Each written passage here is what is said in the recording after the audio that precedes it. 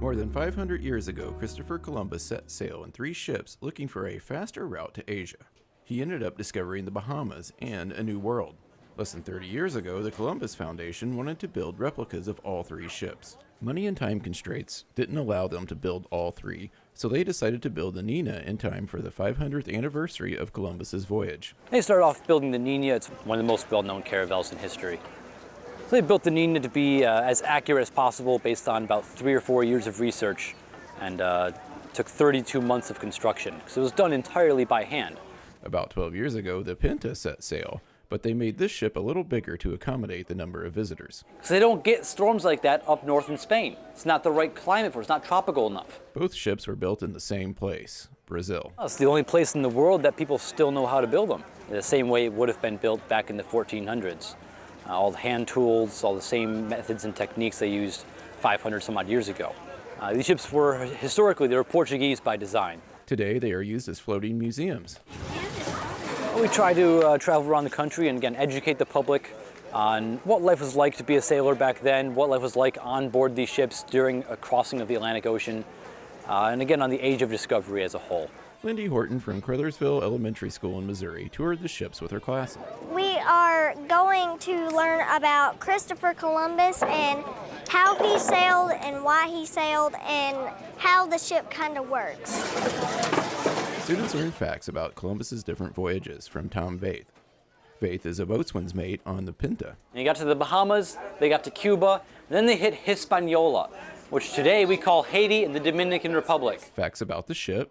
That anchor weighs between 400 and 500 pounds. So it is very heavy, it is massive, and you cannot pull that up all by yourself. I don't care how strong you think you are.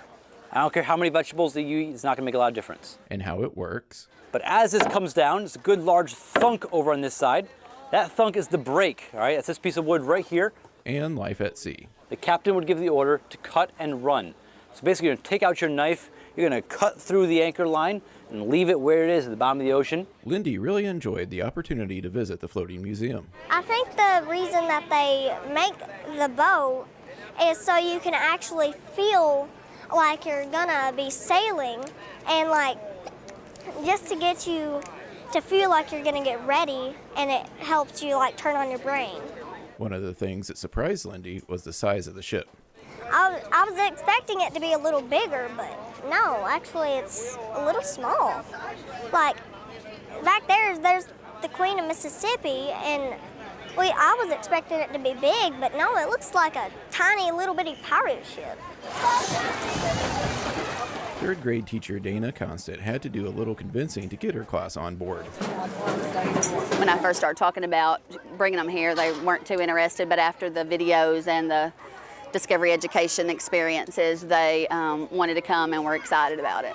Even Mrs. Constant learned something new on this field trip. I didn't know that just little children under 5 feet tall went down below to take care of the animals and dipping out the overspill or whatever they called it. I didn't know that just children did that.